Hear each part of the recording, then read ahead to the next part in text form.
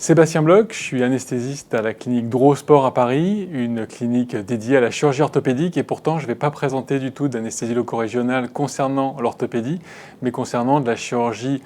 cardiothoracique, parce que j'ai eu la chance de travailler encore avec le RICAP, un centre de recherche et d'innovation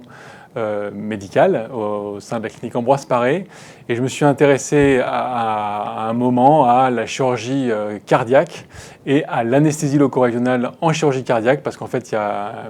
une chose que j'adore, c'est l'anesthésie loco-régionale. Donc je me suis intéressé à ces techniques et à savoir si ces techniques pouvaient avoir un intérêt, un impact en pair comme en post-opératoire. Donc là, le topo que je présente est un topo qui intéresse les blocs parasternaux, donc toutes les infiltrations qui vont se faire dans la région parasternale.